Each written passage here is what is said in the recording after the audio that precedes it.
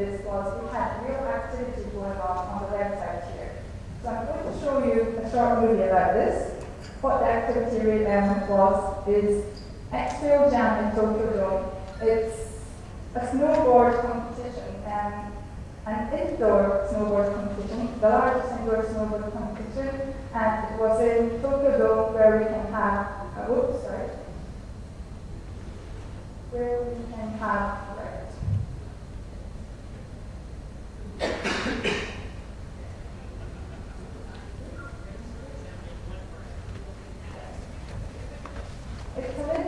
Tokyo Dome is a place where you can have 50,000 people. So that's the video.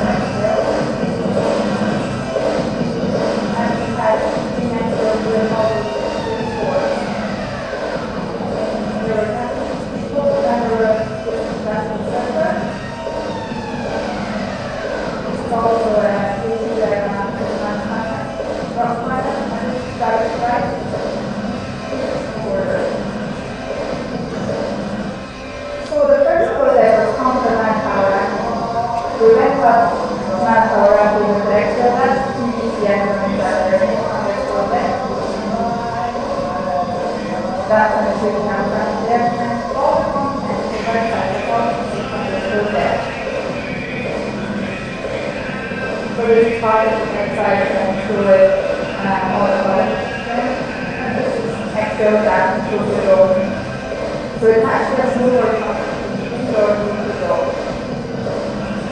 and it has 50,000 people here. We also went on the second night, and we had all these movies going on. So that's just a brief introduction of Expo Jam.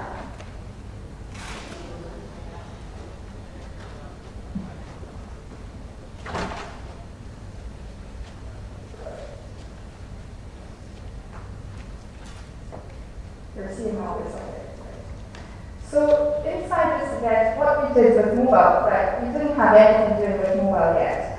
What we did in this event was we gave out cards from people coming into the event first with a QR code in it. QR code is just something that is, well, just normal in Japan. Everyone knows what to do with a QR code in Japan. So we handed out cards with QR code at the entrance, and it was to have them enter a competition and voting who was going to win the first prize in this snowboard competition.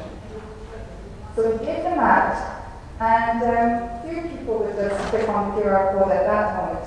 So we had the MCs actually announcing to start voting for that competition, and we had the QR codes on both screens up there. And then we had almost 50,000 people going up to the screen like this and just clicking on the QR code.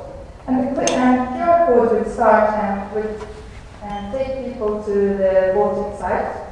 And to do that, we actually have to send blank emails to do that. We send blank emails, and then in return we get the access code to this website, the website on the mobile website. So by that, we collect all those email addresses, and then people start voting on the site. And when the competition finishes, and when the person who wins the snowboard competition, and then we get to know who actually won on the voting site. And we have the prize winner just receives an email saying that, right, you're the winner. And what he does is, he goes outside, and when the event finishes, he goes out and just claims that he's the winner, and then he receives his prize. And the prize is given actually at the event, not later, but at the event. So this is what we utilize mobile, and we actually had it as part of the content of the event. But what is very unique in the Japanese in Japan is that we have the relationship continuing after the event too, because we haven't sent blank emails here. Because we haven't sent blank emails here means that we have all their email addresses ready, and they're actually sent from the mobiles, so we don't have any fake email addresses, and more than 97% of the emails were just actual working emails. So we had all these email addresses, so we can just continue our communication, we can continue our engagement with our users. So we just sent them mail magazines, and this actual snowboard event went on in December, and the snowboard season goes on to about April or early May in Japan. So we have more than 4 months of having a relationship with them. We don't post them a lot, and we just send them emails occasionally, say once or twice a month. And then we give them Nissan events, but Nissan events mainly related to snowboard events. So people who are interested in snowboard, will just read them, and it would be very relevant to them. And we also did add a bit of sales information to that. So this means we have a continuous relationship with the audience for more than 4 or 5 months, and then they'll remember Nissan very well.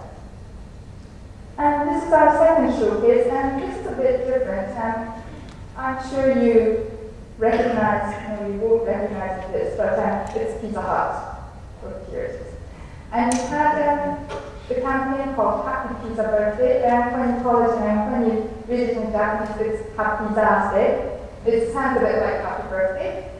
And this campaign was a really, it was a very small campaign, but it was an online campaign. It was mainly online. And what we utilized mobile was we utilized mobile to connect it with the real world. Because it was just an online campaign, and this mobile connected us to the online campaign, and I'm going to tell you how we connected it. So everyone has a birthday. So we have a birthday going on 365 days a year. So the campaign lasted exactly for 1 year, and I wanted to show it to you, but in fact we finished in January, so I'm just going to show you pictures here. So, as I said, Happy Birthday, and why not have a happy pizza instead of birthday cake? And when you have a birthday cake or a birthday pizza, you don't eat the pizza by yourself. You have, well, at least 3 people around with you, because you're not going to finish that pizza.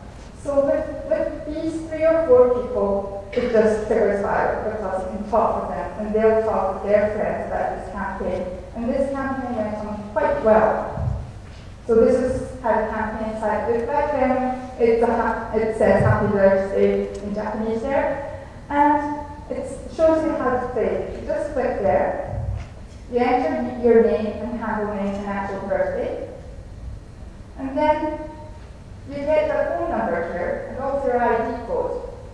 So what you do with this is you phone it up, you enter your ID code, and then what you get is you get your birthday or birthday pizza with the number of candles here, and it says Haruko is 26, which I am not, sorry.